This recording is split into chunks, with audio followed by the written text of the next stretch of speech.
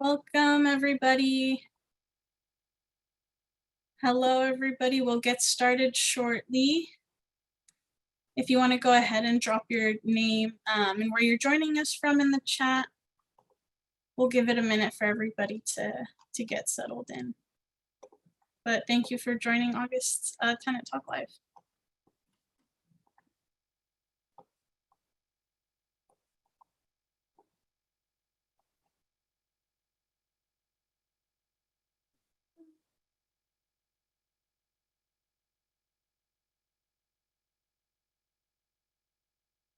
I think the chat was disabled. Can everybody chat?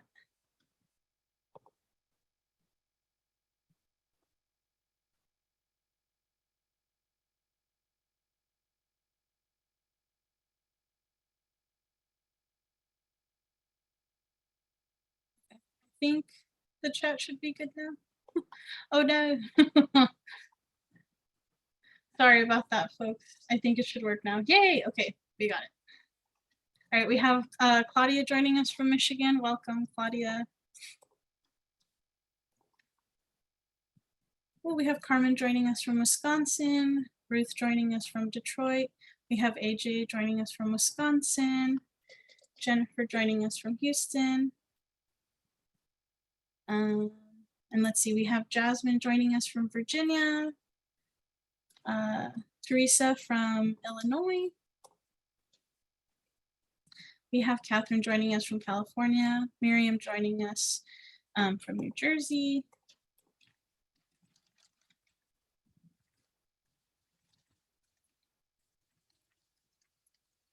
We have Regina joining us from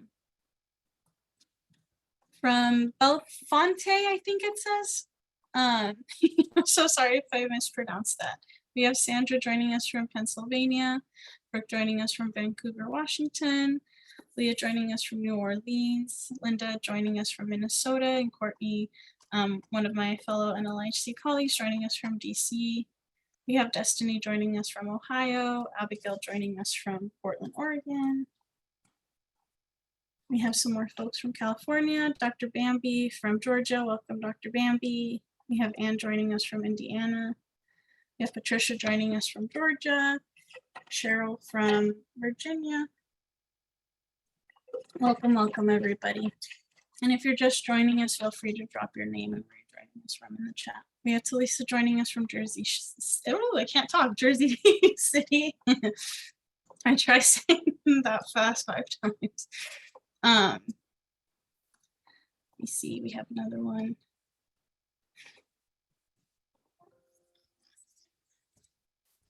Okay. Are you able to hear me better now? Am I a little bit louder?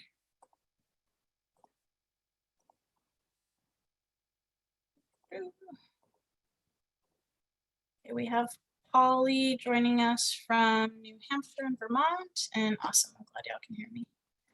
Okay, I'll go ahead and get us started.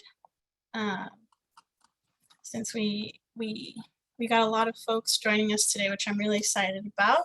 But as always, my name is Sid Betancourt, and I use she, her pronouns, and I'm a housing advocacy organizer with the coalition. And you're currently joining Tenant Talk Live, which is a webinar where we provide opportunities for tenants and residents to connect with NLIHC and one another and share best practices for federal housing policies and also just getting change in their community. So today I'm very excited. We'll be joined by Courtney Cooperman, who is one of my colleagues, as I said a little bit earlier, who is a housing advocacy organizer with NLIHC. And she'll be providing an overview of our Homes Are Votes, which is NLIHC's nonpartisan voting campaign. And she'll speak a little bit more about engaging voters and candidates on affordable housing. We also have Abby Yang and Sheena Morrison, who will be joining us from Tenants and Neighbors to discuss a little bit about their work in voter mobilization through Tenants and Neighbors. And we'll also be joined by Brook Fadley in Vancouver, Washington, who is a tenant with lived experience, also mobilizing voters in Washington. And as always, we'll provide some time for Q&A closer to the end of the call, and I'll also provide some updates towards the end just about other NLIHC stuff. But before I get started, as always, just want to make sure that everybody knows that this session will be recorded and it'll be uploaded to our YouTube afterwards. If you have any questions, please feel free to use the Q&A feature, which should be at the bottom of your screen. And then if you want to share your thoughts or have any any good things you want to share, any resources or contact information, feel free to put that in the chat. And I'll also be sending a follow-up email with all the information from this webinar. So the recording, the chat, the resources that are shared in the chat, everything and anything that's here, like I'll make sure that you all get in the follow-up email. And I would also invite some folks to participate off mute during the call if we have time, but just want to make sure that you are aware that that's an option. But for right now, I'll go ahead and turn it over to our first speaker for today, or our first panelist, Courtney Cooperman, to talk a little bit more about our Homes Are Votes. Thanks so much, Sid. Hi, everyone. I'm Courtney Cooperman. I use she, her pronouns. And like Sid, I'm a housing advocacy organizer at NLIHC.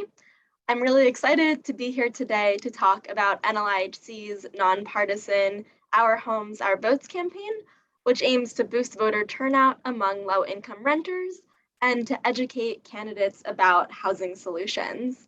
And before I get into some of the specifics of the campaign and all the activities that are a part of it, I'm going to spend a few minutes talking about why voter engagement matters for housing policy.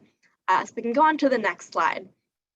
So one of the reasons why we don't see housing policy that protects low-income renters is because politicians don't treat low-income renters as a political constituency to which they need to be responsive.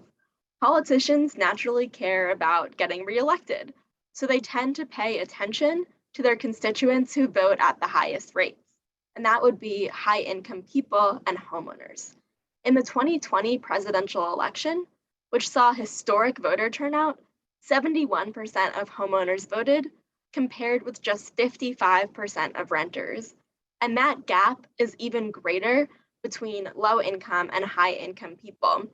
So looking at these numbers, it's really no surprise that federal housing policy consistently fails to deliver housing solutions for the lowest income renters. And the same communities that face the greatest barriers to securing stable, accessible, affordable housing also face the greatest barriers to voting. Low-income people with less flexible work schedules or lack of transportation may face obstacles to getting to their polling places. They may be less likely to have the voter ID that they need to register and have their votes counted, especially in states with restrictive voter ID laws. There are also other voter suppression tactics that disproportionately impact low-income communities and communities of color, people with disabilities, and other historically underrepresented and excluded groups. And we're seeing a rise in these sorts of voter suppression laws that can remove people from the voting rolls or close polling places or put limits on mail-in voting. So on the next slide, we have some new information that actually shows that on top of all these factors that make it harder for low-income renters to vote, there's actually new research showing a link between housing instability and barriers to political participation. A recent study from Eviction Lab shows that neighborhoods with higher eviction rates saw lower voter turnout in the 2016 presidential election. So what can we do collectively to help low-income renters overcome these obstacles and participate in our democracy? That's where the Our Homes, Our Votes campaign comes in. We can go to the next slide. As tenant organizers and housing advocates, we have a lot of trust and credibility to convey why voting matters and the impact it can have on our communities. We can remind community members that it's important to elect leaders who will strengthen and expand access to housing programs. We can engage voters with a positive message and convey optimism about the possibility of voting to achieve social change and address the issues they're personally facing. But we know that tenant leaders and housing advocates are busy. So our goal at NLIHC is to make it as easy as possible for you to participate in this work. So on the next slide, we have just a little overview of some of the resources that Our Homes, Our Votes provides to our network. We host a bi-weekly webinar series featuring election experts and our partners on the ground across the country. These webinars take place every other week on Monday afternoons. So we'll share the link to sign up for the remainder of the series. Our next one is going to be about voter education. So highly recommend tuning in to learn more if you're enjoying tonight's program and want a deeper dive on the topic. And we also publish a regular newsletter with national updates, research, spotlights from our partners, and relevant events taking place about voter engagement. We can go to the next slide. Our website, ourhomes-ourvotes.org, has pretty much every resource you could want. We have a really comprehensive toolkit, templates to make your own voter engagement plan, downloadable graphics, sample voter pledge cards, and a ton more. So we'll drop the link to browse the resources on our website. We can go to the next slide. We're also partners on the National Nonpartisan Civic Holidays, which are National Voter Registration Day, National Voter Education Week, Vote Early Day, and Election Hero Day. I'd encourage you to look into becoming a partner on the civic holidays, which is totally free to do.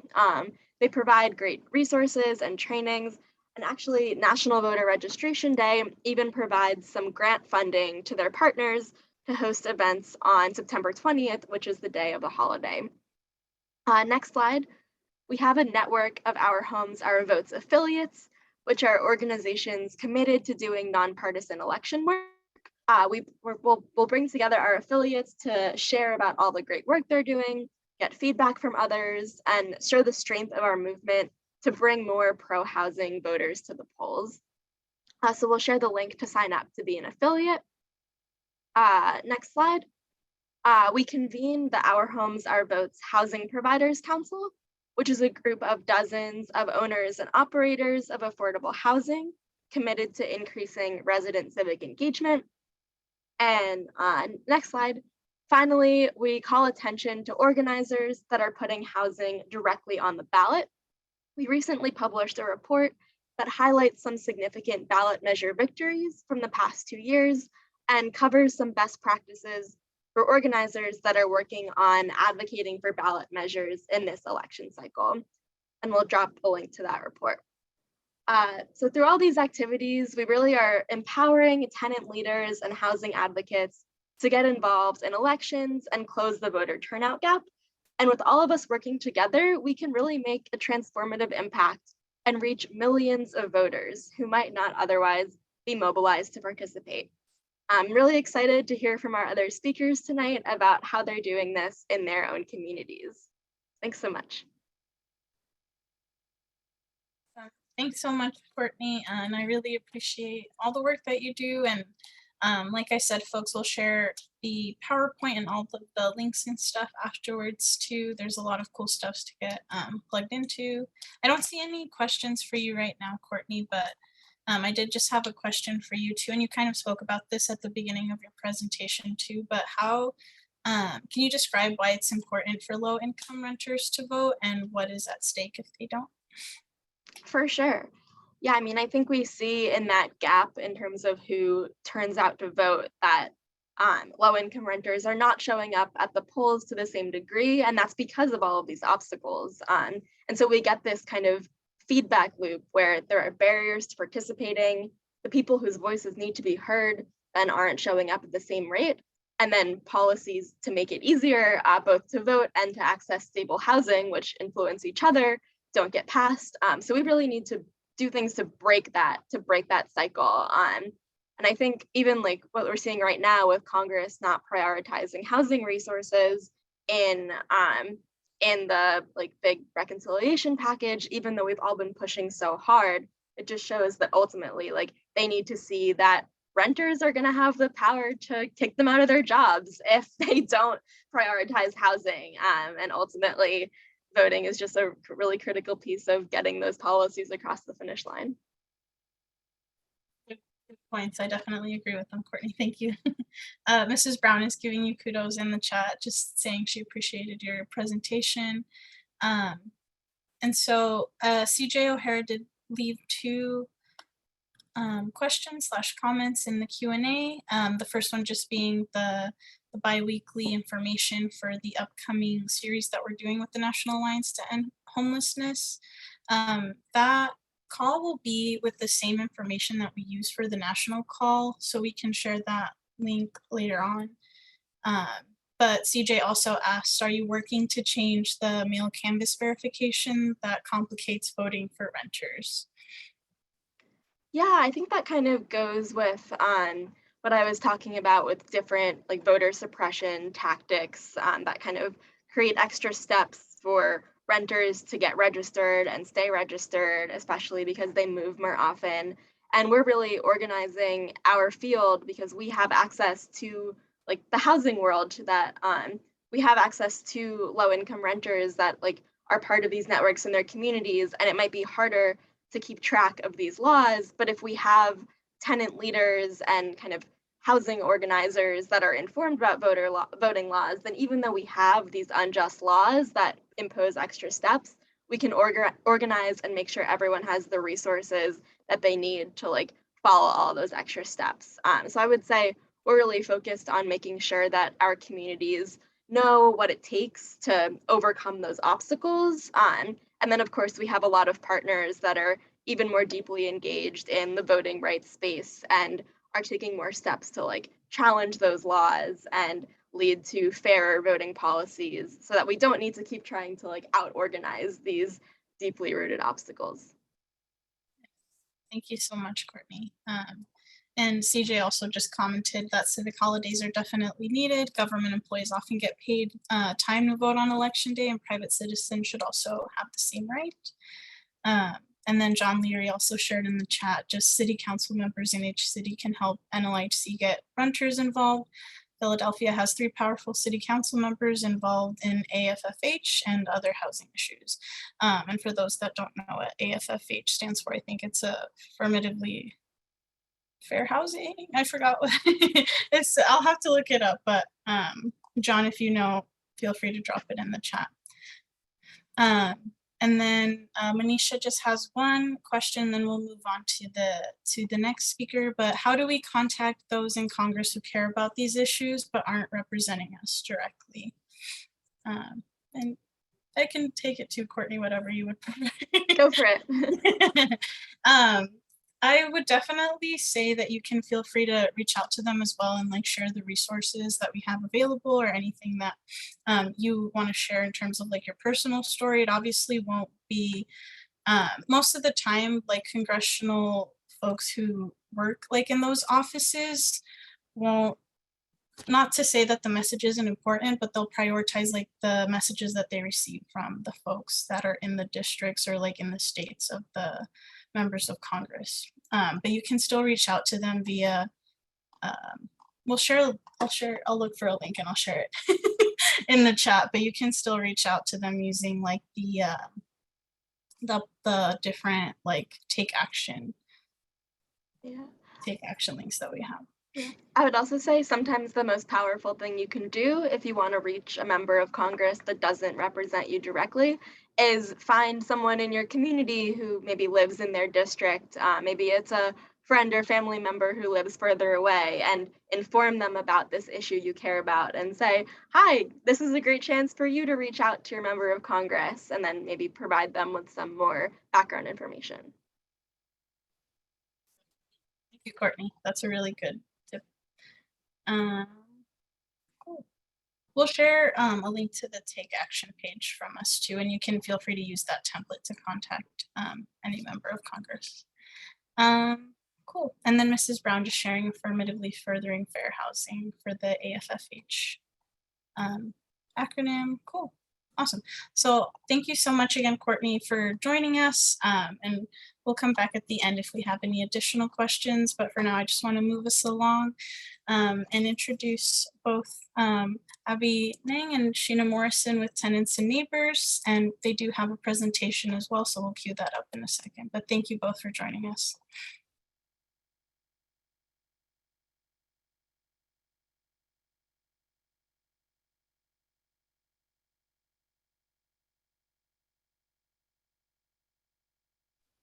Hi, everyone. Thank you so much for having me, and I'm excited to be here with all of you. My name is Abby Eng, and I work with Tenants and Neighbors in New York. So we just heard from Courtney about, why voting is so important, the voter turnout gap.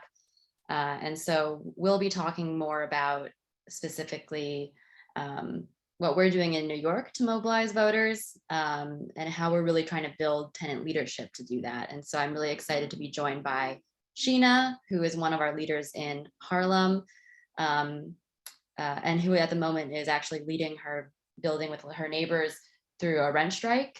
Um, and so she's also helping us on some of this voting engagement work. And so we'll hear from her as well, which I'm super excited about. So who is Tenants and Neighbors? We are a members-led statewide center for tenant power in New York. Our mission really is to protect tenants' rights and preserve affordable housing through grassroots organizing and advocacy. So we work very closely with tenants and with elected officials to do just that. We can go to the next slide. And something really central to our work is leadership development. So our base is currently around 3,000 people, many of which are low-income tenants.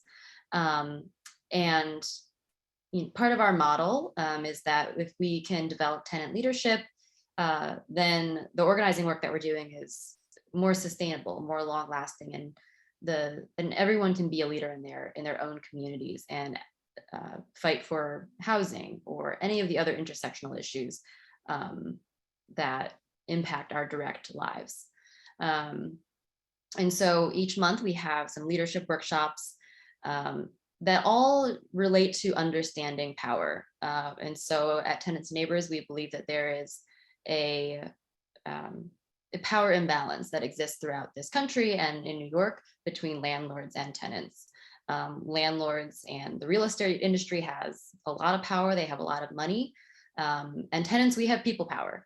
So we teach people how to use that and wield that people power. And so some of our workshop topics include, how to organize a campaign in your building, how to talk with the media and leverage press coverage, basic tenants' rights, how to navigate housing court. We have tons of different workshop topics that we go through every month that are suggested to us by the tenants that we work with. And so through learning about the power dynamic between landlords and tenants, through developing their leadership, tenants are learning about housing policy, and they are also learning about the importance of elections. So Tenants and Neighbors, it was really natural for us to get into electoral work with the National Low Income Housing Coalition, because we already have a lot of tenant leaders who are ready to go and who are passionate about voting. Next slide. Yeah, and so our goals for our statewide campaign to mobilize voters includes expanding the pool of eligible voters in low-income communities and subsidized properties. So many of the buildings that Tenants and Neighbors works in are project-based Section 8 or HUD federally subsidized buildings. And oftentimes those are also Black and Brown communities of color. And so historically, we faced a lot of voter suppression, and it's important that we combat that through voting and engaging people.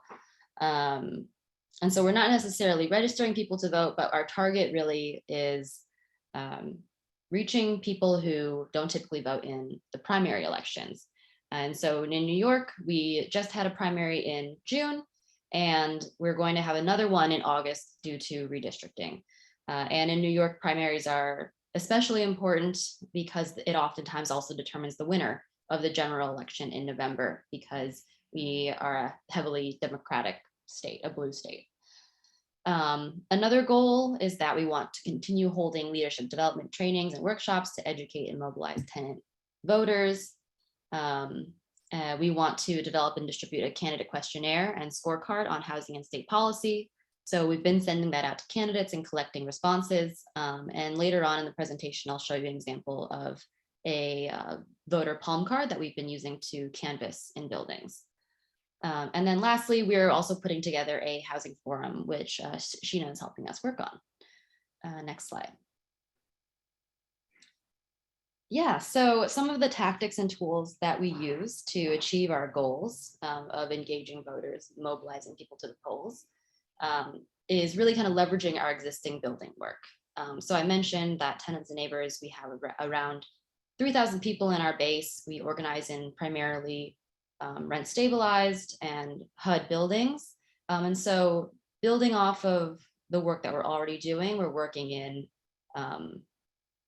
voter education. So for example, at a tenant association meeting, at the end of the meeting, we'll spend 10 to 15 minutes talking about making a voting plan. Do you know where your polling place is? Do you know who's on your ballot? Do you know if you've been redistricted, and how can you check that? So we talk about things like that in the spaces we're already working. We use tools like Van, Spoke, and Through Talk to canvass and phone bank. If individuals don't have access to these tools, but I would recommend getting in touch with a local organization, and they can help you do a canvass or do a phone bank and get in touch with people to make sure they know how to vote. And so Tenants and Neighbors, we're also a pretty small organization, so we're partnering with a lot of local nonprofit organizations to co-facilitate these trainings and do this work. Next slide.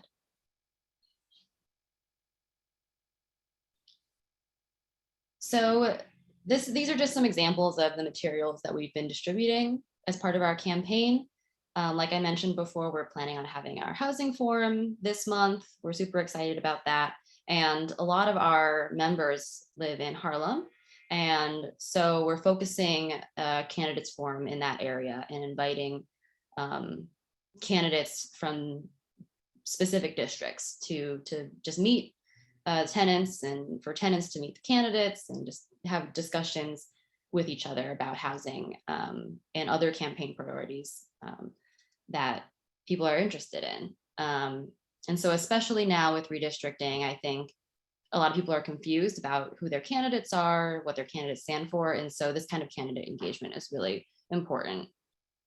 And then on the right, you'll see a palm card that we've been distributing in our buildings that has a QR code to our Board of Elections website and to our Tenants and Neighbors website with information on where to go vote, how to register to vote, and then the responses from our candidate questionnaire. Next slide. And then we've been really leveraging social media to try to get some of this voter education out. So on the left, you'll see an example of a voter timeline. There are a lot of dates. I get confused by it. And so I had to change my address this year. And I was like, when do I have to do that by? And so these kinds of tools are really important. And when you're talking to your neighbors, it's also good to kind of share this information. And then on the right there, you'll see an example of a workshop that we've led in the past about voter suppression and how you can protect your right to vote. As I mentioned, a lot of what we do at Tenants and Neighbors is about building tenant leaders. And so the people who come to our workshops, we're hoping that they can take that information with them to their buildings, to their communities, and we can reach more people that way. Next slide. And then I want to address that this work is not easy, and there are a lot of obstacles, a lot of which we don't have control over, and that are institutional, and that we're hoping to change when we elect people who care about housing and who care about voting and democracy. But one of those obstacles has been redistricting. In New York, a lot of things were delayed because the district maps had to be redrawn. And so we didn't really know until this summer, what the districts were, who was running where. And I think that resulted in a lot of confusion. And we saw in the June 2022 primary here in New York that there was a really sharp drop in voter turnout. And so we're hoping in August that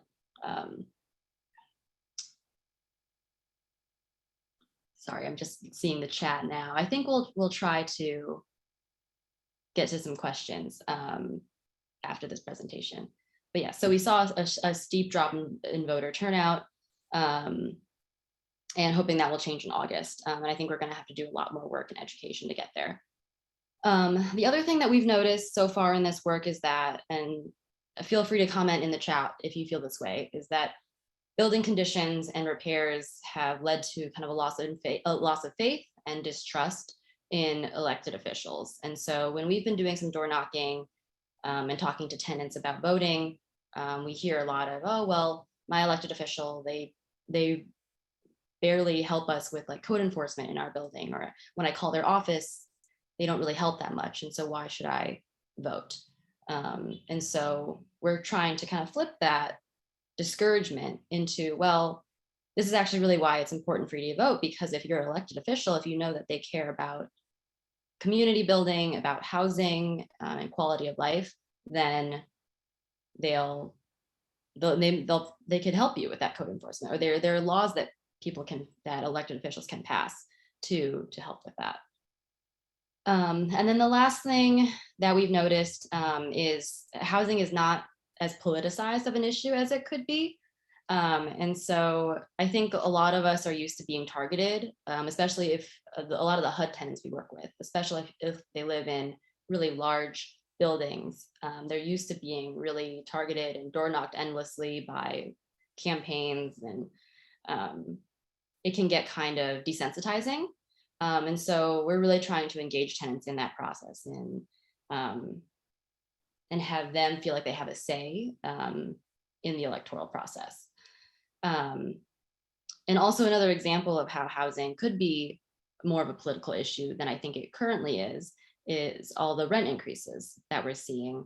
Lawmakers could be passing rent control or bills like good cause eviction that help with rent increases, but I think a lot of it has been normalized and people have kind of learned to accept them in a certain way. And so what we're doing is just trying to provide that education that no, we have the power to change the world we live in, and part of that is through voting. Next slide. Great. And so this is my contact info if anyone is interested in learning more about what we do at Tenants and Neighbors. If you're in New York, I encourage you to get in touch with us. If you're not, I encourage you to get in touch with NLIHC or your local agency. And now I'm going to pass it over to Sheena, one of our tenant leaders, to talk about how she's been involved in the Our Homes, Our Votes campaign and why she thinks it's important for tenants to vote.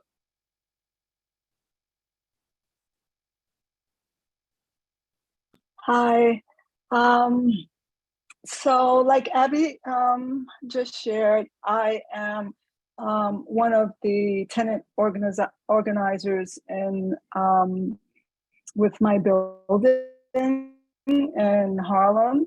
And I have to say that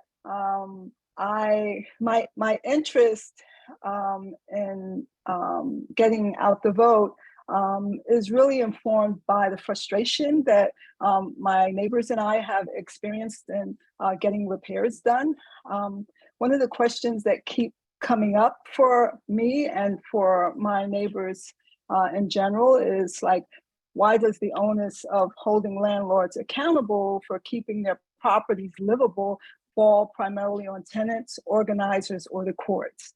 And it's just has been really frustrating and discouraging for tenants in my building, especially.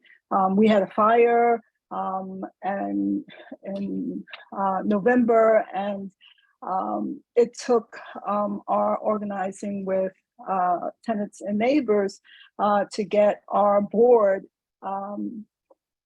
organized in order for the landlord to respond to us. But still, it has to go through the courts because the process for getting repairs done has been just a continuous process of phone calls and the landlord not responding or calling. And so, in New York City, it's widely known that housing conditions can change from one neighborhood to the next, right?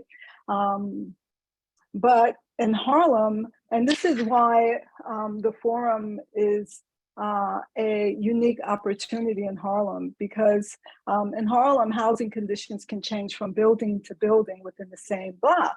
And so it's an opportunity to ask, like, what can be done to bring tenants in subsidized housing and those paying market rent to the table together on issues that impact renters up and down the economic ladder? Because, like, there's garbage strewn down one block, and then you have this, definitely like co-op, expensive, affluent tenants in the middle of that. And on either side, you'll have HUD apartments or less caring landlords. And we're all seeing the same rats. The same rats are running through all of our buildings. And so there are issues in which we can all come together at the table.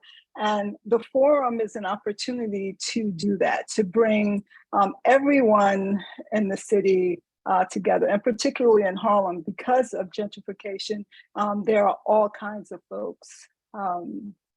So I'll stop right there, and we can open it up for questions.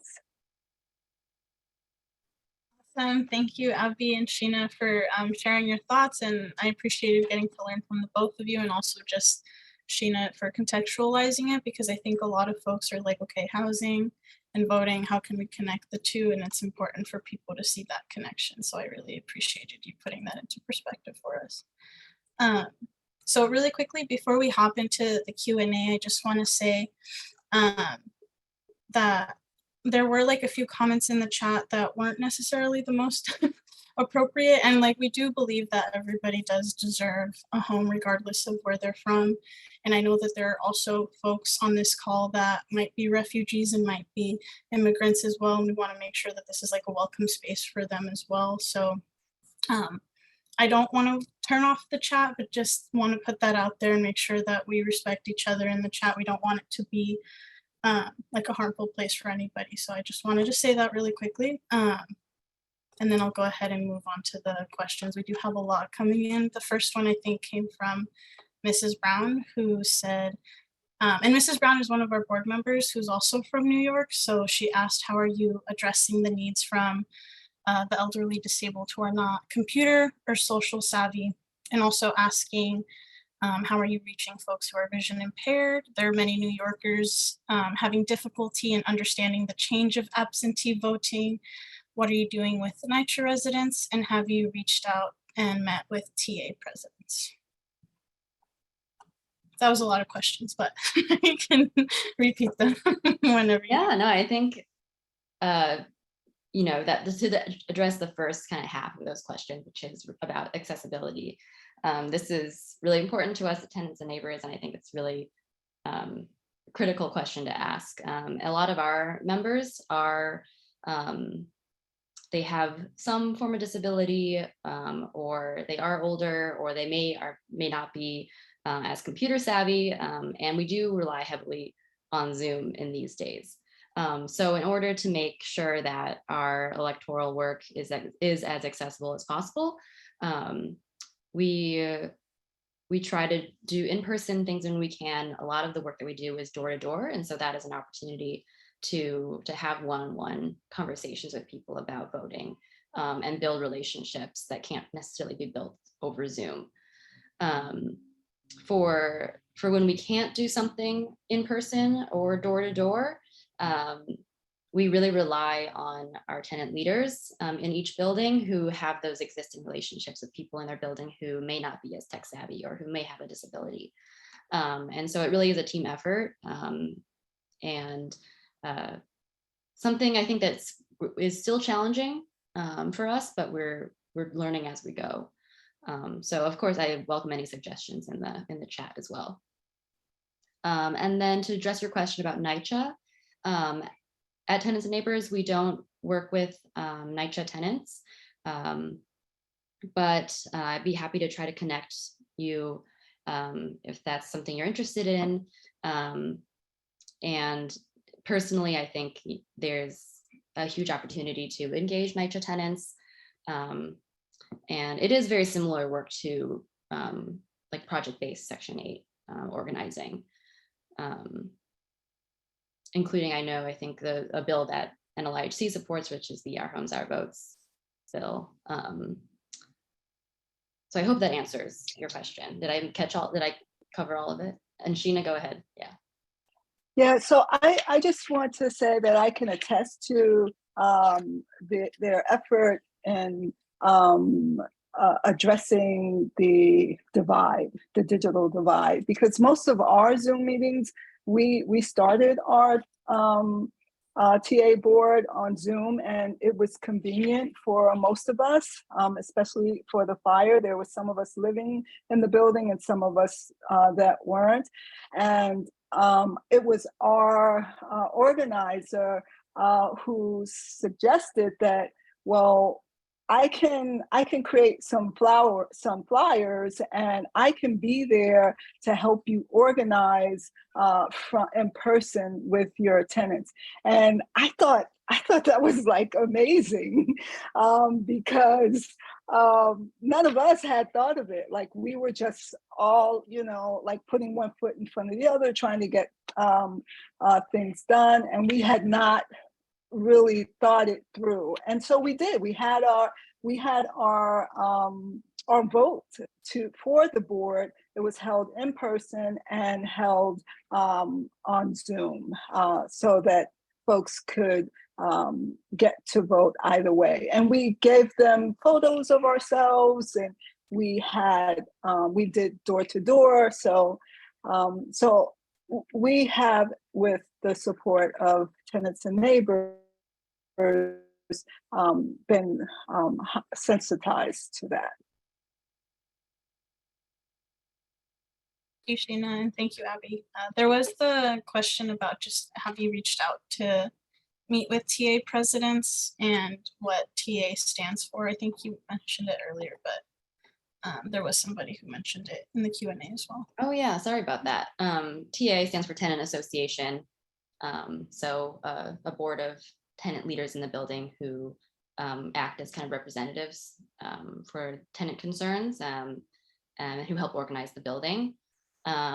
So we have been reaching out to tenant association presidents, and actually those are the folks who are organizing our housing forum. They're the ones who are helping us come up with the questions, and we'll be meeting to come up with the agenda, and they'll be facilitating the forum. Thank you so much. That sounds really cool, and I'm so excited that y'all have so many like folks with lived experience like helping lead those efforts. We do have, I'm afraid we're only going to have time for one more question, then I'm going to have to move on to the rest of the rest of the agenda, but feel free to keep answering the questions in the chat, but I'll just go ahead and ask the one that's in the Q&A right now. But just, Leah asked about the organizing structure that y'all use. Are tenant cohorts structured around like shared complexes / landlords and then expanded regionally? And if so, how many statewide regions exist? Sure, so I guess I can answer how Tenants and Neighbors organizing structure works, and then Sheena, maybe if you want to talk about how your tenant association is structured. At Tenants and Neighbors, we have a pretty small staff. There's myself, and there's 2 organizers and 2 other staff people. So we're working with very limited capacity. But we have organizers who do like regional work in New York City primarily right now. Because of our staff limitations, we work in Manhattan and Brooklyn. And then that's divided up between types of housing. So we focus a lot on federally subsidized housing and then rent stabilized housing. We also are able to do more work and have more capacity because we work with coalitions like National Low Income Housing Coalition, or there's a statewide coalition in New York called Housing Justice for All. And so that's kind of a brief overview of how our organizing is structured. And a lot of it starts because either tenants reach out to us and express interest in organizing, or tenants will reach out to us and they live in a federally subsidized building and we can see that their HUD contract is about to expire or very soon expiring. And so we prioritize preserving that affordable housing. I don't know. And I'm sorry, can you repeat the question about the tenants?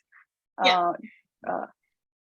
So just like how the tenant cohorts are structured, if it's like based on like landlords or complexes, and then how do you expand that like regionally or statewide? So my tiny little world is my building. And we reached out to Tenants and Neighbors because we wanted to organize after a fire that killed 3 of our neighbors. And then like 6 months later, still no repairs, no communication, just nothing, you know? And so when we contacted Tenants and Neighbors, we were told that we should form a board. And so that's what we did. And so we have 2 co-presidents, a sergeant of arms, and a treasurer. And we simply serve as the liaison between the lawyers, the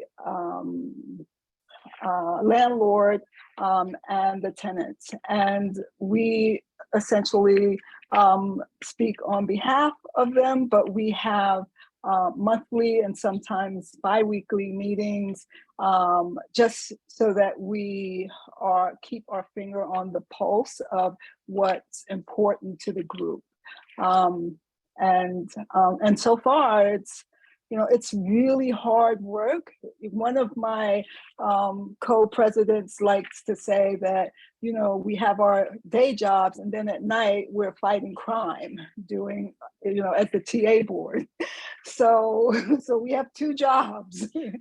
We are crime fighters in the evening and work in our respective professions during the day. Does that help? Oh, that's really helpful and really good insight to share with folks too, because I'm sure a lot of folks can especially relate to that last sentiment about working full time and fighting crime after work. So I'm going to go ahead and just move us to the next speaker for the sake of time, but feel free to continue dropping things in the chat or answering questions in the chat. But thank you, Abby and Sheena, so much. So we'll go ahead and move to our last speaker, Brook Fadley from Vancouver, Washington, who's a member of the Resident Action Project. And Brook, I'll let you take it away. Thank you, Sid. Hello, everyone. It's great to be here with all of you. So Resident Action Project, also referred to as RAP, is here in Washington State, a statewide organization of people with lived experience of being unhoused, unstably housed, living in affordable housing. And essentially what we do is we create opportunities for people to come into the organization to become comfortable with their stories and then to share those stories with their local, state, and federal lawmakers and policymakers. Ultimately, what we do is we train people to speak their truth, to speak their lived experience in a very bold way. We connect with people at, as I mentioned, every level, state, local, state, and federal. I currently, as a member of RAP, I currently am meeting with Secretary Fudge on decriminalizing homelessness.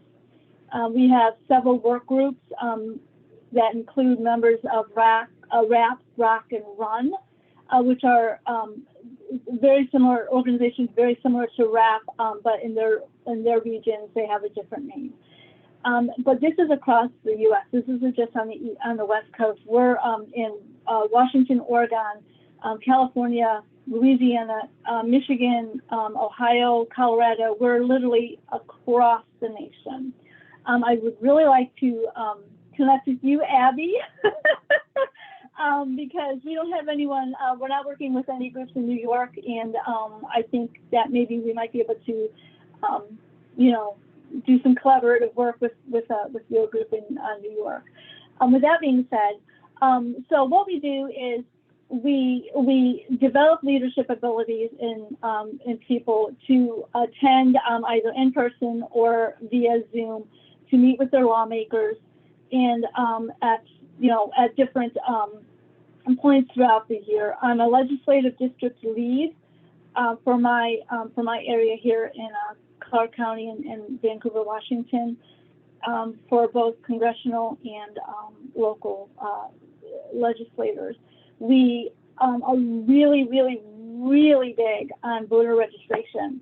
We do that through getting out to the people to get people who are unhoused registered, people who are living in subsidized housing, to get them registered, to get them to really understand the importance of their voice and their vote.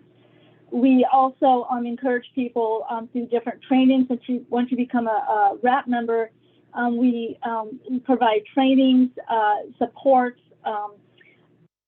and just literally on everything across the board, from whether it's telling our story, meeting with legislators, creating local or statewide events in all of these different things. The other thing that we do, which I'm really, really, really, really proud of, is changing the narrative on what it means to be a person who is unhoused, what it means, what homelessness actually means. And we are doing that through the housing justice narrative, which is a collaboration of like 24 national leaders in groups like mine, who we came together for a 9-month fellowship, and to learn what the tools are and to implement those tools in practice, and then to become trainers and users of those tools in our local areas. And that is something, and so through RAP we do ballot parties, power hours, we do town halls. I love the ballot parties because the ballot parties are really, really important. That's where people sit down and discuss, because in Washington State, we are pushing for ranked choice voting. It's not in yet, but we're doing that this year. But one of the things that you can register to vote the day of. So Washington is one of those few states that you can, the day of voting, you can register. And we also have the new change in law where once if you've been incarcerated, once you're out, you can immediately register to vote. So we have a lot of people to really get out and talk with, especially now. We do see a lot of low turnout, but that's, again, the issues with the big lie and how unreliable, particularly in states that have mail-in ballots, how unreliable or unsafe it is. So we're trying to get the education out there as well. How important this kind of voting is, whether and for in our state, like I said, it's mail-in ballots. So it's really making sure people understand what that means, how it works. The other thing that we do with RAP is we do endorsement committee, which we send out a survey. People, elected officials who are up for election or re-election, fill out the survey, and then we decide whether we're going to endorse them. Most of the time, obviously we're looking for housing champions, people who are champions of getting, funding, tenants' rights, homeless rights, all of that kind of thing. Pushed through, passed through, sponsored, brought in, brought in as a bill, all of those, complicated and exciting things. And the thing that I'm working on personally through RAP and through Washington Low Income Housing Alliance is changing that narrative, creating a narrative shift of, housing is a human right, housing is essential, housing needs to be decriminalized. So we're working on changing the paradigm of what it means with housing and homelessness. Housing justice is making sure people have their votes or their voices heard, whether that's in person, via email, Zoom, sign-on action letters, all of that. So we are really encouraging people. And for those who are unhoused or who are unstably housed or in affordable housing, they're already, the access to the internet or reliable on it, as it's been brought up, is very difficult. So we want to make sure that those people, we help them to access it, whether it's through the library system or, going with, the little, those little iPad things, not tech savvy, as you can see, and making sure that we get people signed up or signing off on a physical voter registration form. I'm trying to think of what else we, I think too, the most important thing is making sure people understand they have a voice. And I do that by sharing my story. Me and several other people we flipped a policymaker. She was going to lobby or vote with the lobbyist, the landlord lobbyist, and she heard our stories, and she heard one story in particular that flipped her, and she voted for us. Our voices matter. Our voices are being heard. They want to hear our voices. They need to hear our voices. And so that's what being a member of RAP is, and being involved in voter registration is making sure people understand how valuable their voice and their vote really, really is. Especially, oh my gosh, we all know, we cannot even emphasize, especially now with everything that's going on. I don't know if any of you heard, but Trump gave a speech when he was in DC, and he literally said, homeless people need to be shipped off to the desert with tents. And those are internment camps. Those are unethical. Anyway, so we are really up against a lot right now. And so we need to be able to encourage people, empower people to use their voice. And, some people aren't going to be comfortable telling their story, and that's okay. But they can be comfortable enough to help people sign up, to use their ballots, to make a choice. And that's what we are here with RAP to do. We are here to, to get out that vote, to get those voices heard, to get to Olympia.